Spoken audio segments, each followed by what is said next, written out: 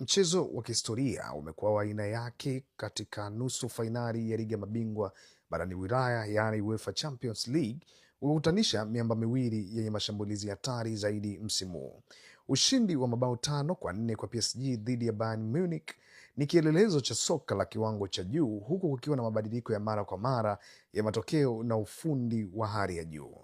Sasa mchezo huu ulikuwa na kila aina ya burudani, kuanzia penati za utata hadi ufundi wa mtu mmoja mmoja, ambapo Harry Kane kutokea Bayern alifungua karamu ya mabao kwa mkwaju wa penati baada ya Luis Diaz kumchezea Ralph Williams pancho. Hii inaonyesha mapema kuwa Bayern walikuja Paris kupambana na si kuja kucheza ngoma, lakini Vicha kutokea PSG alionyesha kwa nini anaitwa Varadona kwa kufunga bao la kusawazisha kwa ustadi mkubwa akitokea upande wa kushoto na kukata ndani.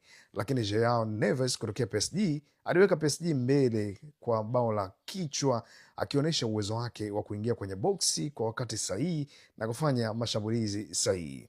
Alirudisha usawa Miko Oris kutokea Bayern kwa bao la ufundi wa hali ya juu, yaani solo goal, akiwapita walinzi wa PSG na kumfunga kipa Matvei Savonov, ambapo Ousmane Dembele pia alifunga penati ya utata sekunde chache kabla ya mapumziko baada ya VAR kuamua kuwa Alphonso Davies aliunawa mpira, uamuzi ulioacha wachezaji wa Bayern wakiwa na malalamiko mengi zaidi.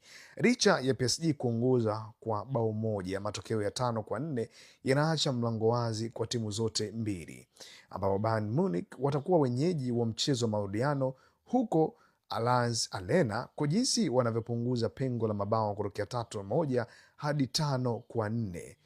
Wana hali ya kujiamini kuwa wanaweza kupindua meza wakati wowote ule. Ikumbukwe kuwa sheria ya mabao ya ugenini ilishaondolewa na UEFA, hivyo Bayern wanahitaji ushindi wa kuanzia bao moja ili kupeleka mchezo kwenye muda wa ziada, au ushindi wa mabao mawili ili kusogeza mbele moja kwa moja. PSG wameonyesha kuwa wanaweza kufunga wakati wowote kupitia Kvaratskhelia na Dembele, jambo lililowafanya Bayern wawe waangalifu wasishambulie kwa pupa tu na kuacha nafasi nyuma. Mchezo wa marudiano mjini Munich unatarajiwa kuwa mmoja ya mechi zinazosubiriwa kwa hamu kubwa zaidi msimu huu, huku Bayern wakisaka treble, mataji matatu, na PSG wakipambania kulinda taji lao.